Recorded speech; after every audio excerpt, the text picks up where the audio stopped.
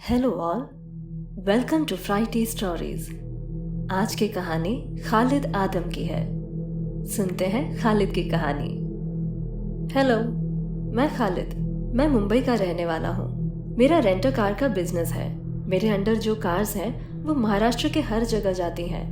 मैं ये डंके की टोक पे बोल सकता हूँ कि जो लोग ट्रैवलिंग के बिजनेस में हैं या जो लॉन्ग डिस्टेंस ट्रैवल करने वाले ड्राइवर्स हैं, उनके साथ जिंदगी में कम से कम एक मर्तबा तो भूतिया घटना हो ही चुकी रहती है। स्पेशली जो रात के ड्राइवर्स रहते हैं, उन्होंने तो 100% कुछ ना कुछ देखा ही होगा।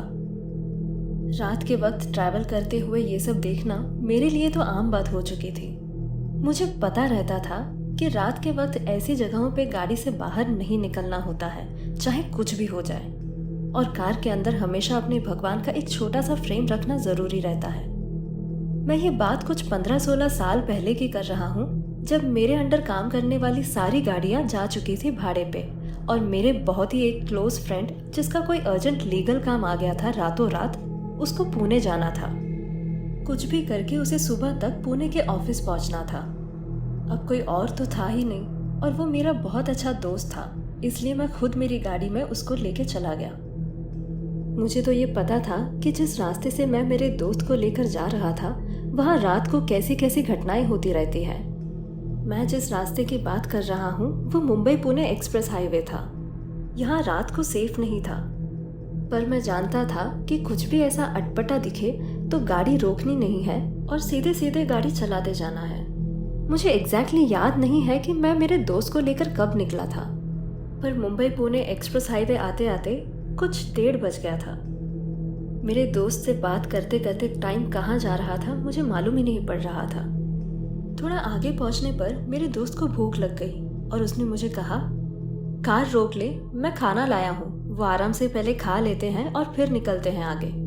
मुझे अच्छे से मालूम था यहाँ रुकना खतरे से खाली नहीं था, पर खतरा भी तभी था जब हम गाड़ी से उतरते।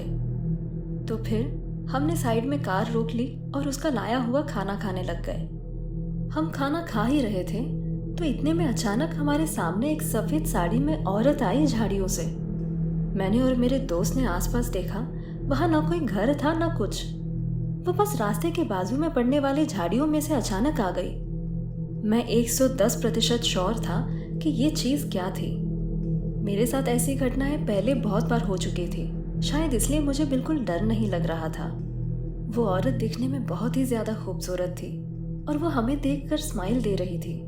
मेरा दोस्त मुझे कह रहा था, ये औरत कौन रहेगी, इतनी खूबसूरत। उसका चेहरा ऐसा था कि उसे नजर हटाने का बिल्कुल मन नहीं कर रहा था। उसकी हंसी देखकर तो मेरा दोस्त बाहर उतरकर उससे बात भी करने का बोल रहा था। फिर मैंने अपने दोस्त से कहा कि तू उसकी शक्ल देखकर लट्टू हो रहा है, जरा उसके पैर देख। उसने जैसे ही उस औरत के पैर देखे, वो डर के मारे कांपने लग गया। उस औरत के पैर उल्टे थे। वो तब समझ गया कि ये कोई साधारण औरत नहीं बल्कि चुड़ैल थी। उसने मुझे उस डरी हुई आवाज में जोर जोर से कहा, खालिद जल्दी गाड़ी भगा, जल्दी गाड़ी भगा। मैंने उससे आराम से कहा, हम कार के अंदर हैं तो वो हमें कुछ नहीं कर पाएगी। मेरे कार में मेरे अल्लाह ताला का छोटा फ्रेम था और मैंने कार में ऐतल कुर्सी लगाई। वो ऐतल कुर्सी जैसे ही शुरू हुई, वो चुड़ैल वहां से अचानक गायब हो गई। मैंने कार स्टार्ट की और वहां से सेफ स्पीड में निकल गया। सुबह होते होते हम पुणे पहुंच गए थे उसके टाइम से पहले। मैं तो ठीक ही था, लेकिन उस औरत के पैर देख के मेरे दोस्त को हाई फीवर आ गया। वो कार से निकलने का नाम ही नहीं ले रहा था। उसे उस ऑफिस के पहले मुझे डॉक्टर के पास लेकर जाना पड़ा। मैंने उससे कहा कि तू डर मत, जो देखा वो बीत गया, अभी कुछ नहीं होगा तुझे। उसने मुझसे पूछा कि तुझे डर नहीं लगा ये सब देख के? मैंने उससे कहा, मैं ट्रैवल करने वाला आदमी हूँ, मैंने ये सब बहुत बार देख रखा है, अब इन चीज़ों से मुझे बिल्कुल डर नहीं लगता।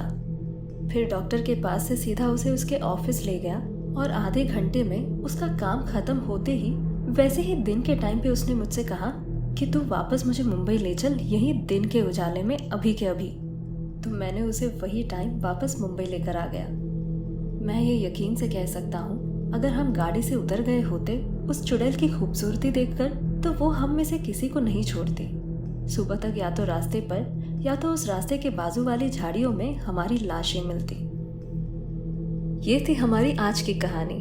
अगर आपके साथ भी कोई ऐसी डरावनी घटनाएं हो चुकी है तो आप हमें मेल कर सकते हैं। मेल आईडी है frightstories1606@gmail.com। लिंक डिस्क्रिप्शन बॉक्स में दी गई है। Thank you.